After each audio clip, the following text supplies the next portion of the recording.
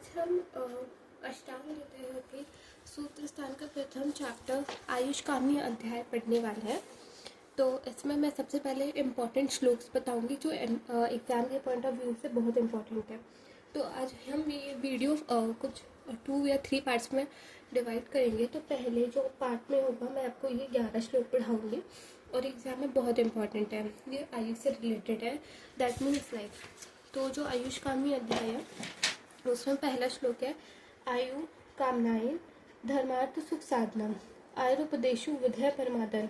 अर्थात कि आयु स्वस्थ की कामना करने वाले मतलब इच्छा रखने वाले व्यक्ति को चाहिए कि वह आयुर्वेद के उपदेशों का अत्यंत आदर करे, और क्योंकि संसार में धर्म अर्थ और सुख की प्राप्ति आयु रहने पर ही संभव है। अर्थात कि अगर हम आयु मीन्स लाइफ, ओके, अगर हमारी लाइफ स्टाइल बहुत अच्छी है, हमारी आयु बहुत अच्छी है, तो हम संसार में धर्म और सुख की मतलब कामना कर सकते हैं। लेकिन मान लो हमारी आयु ही नहीं है तो हम ये सब नहीं कर सकते हैं, राइट। और सेकंड जो श्लोक है, स्वस्थानुस्वास्थ्य रक्षणम आतुरस्य विकार प्रश्नम च। अर्थात ये है कि आयुर्वेद का जो अल्टीमेट गोल है, अल्टीमेट एम है, वो क्या है। जो ऑलरेडी हेल्दी लोग हैं उन्हें हेल्दी रखना, और जो बीमार लोग हैं उनका वो कर मतलब उनकी जो डिजीज़ है उनकी रोगों का इलाज करना, that is like the motive ultimate aim of Ayurveda. Next श्लोक है, हिता हितम सुखम दुखम च हिता हितम मानव तस्य यतर्विदम से उच्यते। अर्थात यह है कि जो मतलब हित अहित सुख दुख और आयु के लिए हितकारी और अहितकारी विषयों का मानदंड वो जो बताया गया है यही आयुर्वेद है, ठीक है। मतलब बेसिकली हिता हितम सुखम दुखम च हिता हितम मानस तस्य यत्र आयुर्वेदम से उच्यते। ये आप आयु की मतलब एक क्वेश्चन आएगा, मैं आपको क्वेश्चंस की लिस्ट पे दिखाऊंगी एंड में कि एग्जाम में कौन से टाइप के क्वेश्चन आएंगे। उसमें अगर आयु आता है 5 मार्क्स के लिए या 10 मार्क्स के लिए, आपको ये सारे श्लोक लिखने हैं, आपको उनका अर्थ के साथ पूरा मीनिंग लिखना है, ओके। जो नेक्स्ट क्वेश्चन है मतलब जो नेक्स्ट श्लोक है वो ये बहुत इंपॉर्टेंट है, ब्रह्मा स्मृत आयुष्यम वेद प्रजापतिम ग्रह सो मन श्रेणो तो सहस्रास्त्र सो स्वत्रिपुत्र त्रिकाद्मा मुनिनम तेभ्य ग्रीवे शाधिकास्तित्व पृथक तंत्राणी तीर्णे। इसका मतलब ये जो है ना श्लोक, ये आयुर्वेद का अवतरण है, ठीक है।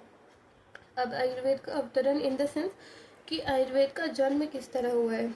तो सबसे पहले इसमें ये बताया गया है कि जो ब्रह्मा थे, ठीक है, जो ब्रह्मा देव होते हैं उन्होंने आयुर्वेद का स्मरण किया, मतलब उन्हें आयुर्वेद का ज्ञान प्राप्त हुआ। फिर उन्होंने यह ज्ञान प्रजापति को दिया, दक्ष प्रजापति को, ठीक है। और उसके बाद फिर दक्ष प्रजापति ने ये ज्ञान अश्विन कुमार को दिया, okay, that is Ashwin Kumar. And now जब अश्विन कुमारों को ये ज्ञान आया तो फिर उन्होंने ये ज्ञान इंद्र को दिया, ठीक है। और इसके बाद है इंद्र को दिया, और फिर इंद्र ने ये ज्ञान ना फिर इंद्र ने ये ज्ञान चरक के अनुसार दिया है, चरक के अनुसार भरद्वाज को दिया, और फिर भरद्वाज ने आत्रेय पुनर्वसु को दिया, और फिर उसके बाद सुश्रुत संहिता के अनुसार इन्होंने धन्वंतरी को दिया है, और धन्वंतरी ने दिवोदास को दिया है। और फिर आत्रेय मुनि के अनुसार उन्होंने फिर अष्टांग हृदय के अनुसार आत्रेय मुनियों को अग्निवेश आदि ऋषि को दिया है। और फिर काश्यप के अनुसार भी ये जो काश्यप वशिष्ठ आत्रेय के और भृगु को दिया है, और इनके पुत्रों और इनके शिष्यों को ज्ञान दिया। तो बेसिकली ये एक चार्ट है जो मैं आपको दिखाती हूँ, ये आपको एज इट इज़ एग्जाम में आएगा, आपको इसको लिखना है और ये बहुत इम्पोर्टेंट है, ओके। तो ये देखिए, आत्रेय पुनर्वसु ने अग्निवेश भेड़ जतरकुंद पराशर हारित शारपानी और आदि। इसका एक निमोनिक है, अभी जूते पर हराशार। क्या वो निमोनिक है? अभी जूते पर हराशार, अभी जूते, अभी जूते पर हराशार। तो इसका संकलन करो, दिवोदास का सुश्रुत औषधेन वन वैतरेन आरंभे पोष लावंत करवीर्य गोपुर शीत और भोज। आत्रेय पुनर्वसु ने अग्नि वेशादि को, और फिर काश्यप के इनके पुत्र और शिष्यों को, ठीक है, तो आपको समझ आ गया कि आयुर्वेद की उत्पत्ति कैसी हुई है। नेक्स्ट श्लोक है तेभ्यो देवी प्रकृति प्राय सरोत्रच क्रियतेष्टांग नाति संचय विस्तरम। ये आपको लगेगा कि यार ये श्लोक कैसे करे, हमें तो कभी 10 तक करे नहीं, हमारा CBSE बोर्ड था एंड ऑल, पढ़ने में डिफिकल्ट जा रहे, मुझे भी जा रहे थे, बट वही होता है कि रिविजन इज ओनली नीड, और आपको पीछे निकालना ही पड़ेगा को सब BMS में आए हो, ठीक है, no career choice and also you have to do it. फिर अष्टांग हृदय का निर्माण का उद्देश्य बताया है।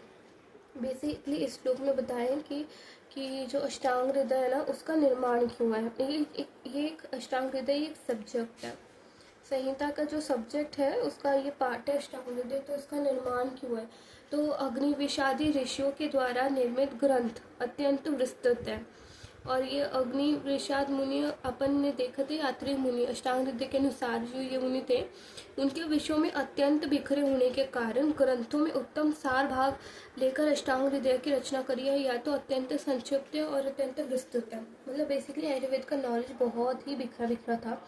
तो जो ये अष्टांग हृदय के अनुसार जो आत्रेय मुनि है ना, इन्होंने इसको वो करा है, कंसाइज करा है इन अष्टांग हृदय। ओके, द नेक्स्ट श्लोक इज अष्टांग हृदय के पार्ट्स कौन से। तो अष्टांग हृदय के 8 अंग बताए गए हैं। अष्टांग हृदय में 8 अंग है, 8 अंग। काल बाल ग्रहो, ठीक है, काल बाल ग्रहो और उद्वांग शल्य दृष्टा जरा वृषाल। तो यही है इनके 8 रंग। तो इसका मैं बताती हूँ इसका हर एक का मीनिंग क्या है, ठीक है। तो जो काल है उसको बोलते हैं मेडिसिन, बाल मतलब पीडियाट्रिक्स, ग्रह मतलब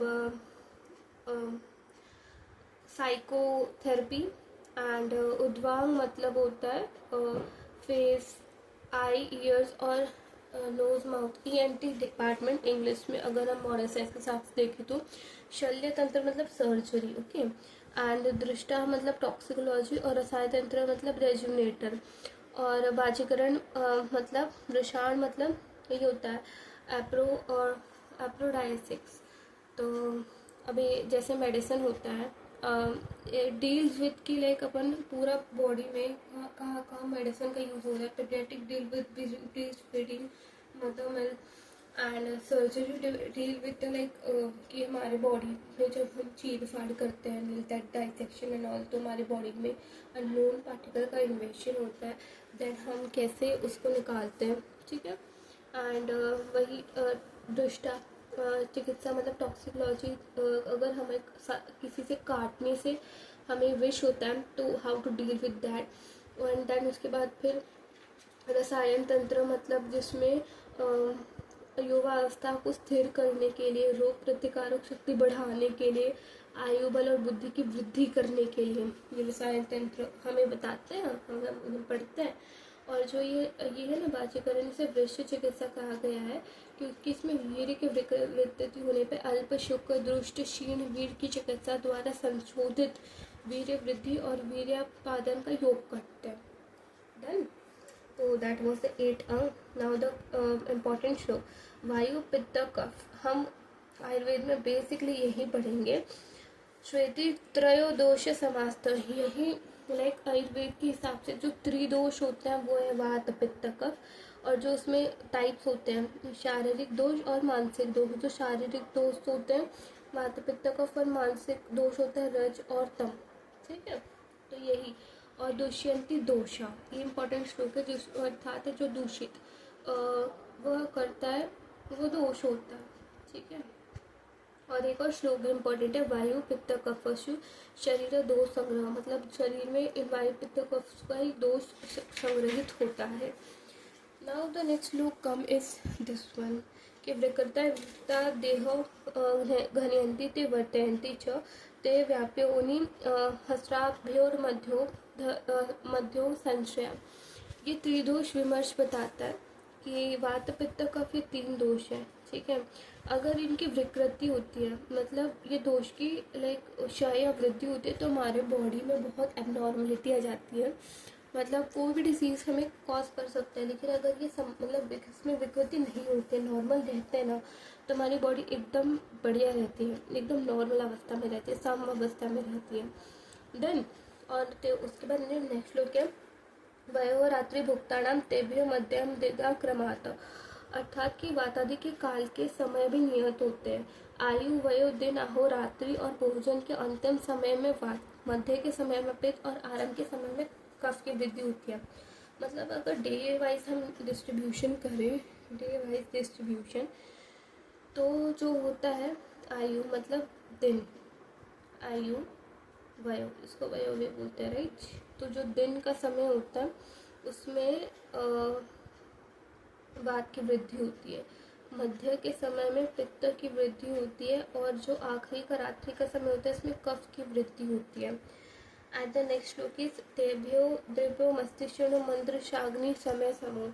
इसमें हमें बताया गया है कि दोष के अनुसार जटाग्नि की स्थिति कैसी होती है। तो वातादि के अनुसार जटाग्नि की स्थिति भिन्न भिन्न हो सकती है।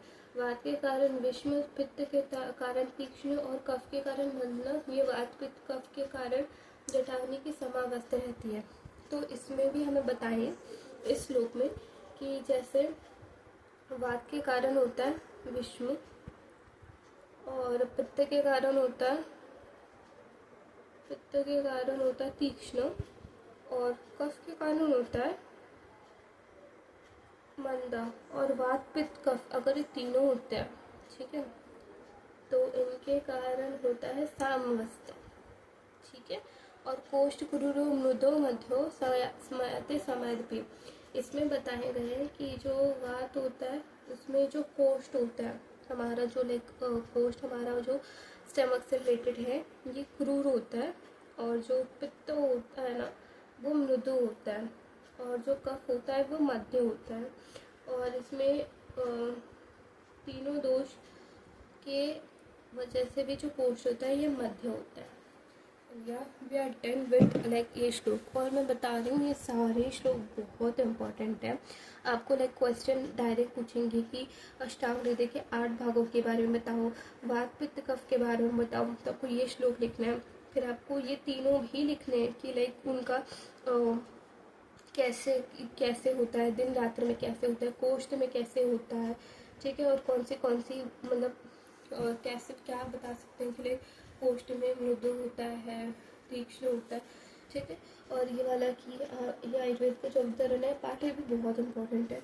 और जब अगर आयु पे क्वेश्चन आएगा तो आपको ये लिखना है, ठीक है। तो मैं आपको डिस्ट्रीब्यूट कर बता रही हूँ कि आयु के क्वेश्चन में आपको ये लिखना है, अवतरण में ये लिखना है, और आपको अंगों में ये लिखना है, एंड वायु पित्त कफ के जो अगर क्वेश्चन आता है तो आपको ये वाला स्टेप लिखना है। स्पेसिफिकली क्वेश्चन तो पूछते नहीं है क्योंकि 5 और 10 मार्क्स में होता है। 5 मार्क्स में पूछ लेंगे तो you have to expand it, और वही होता है कि रिलेटेड कंटेंट लिखना होता है। सो या that's it for today's video. Thank you for watching.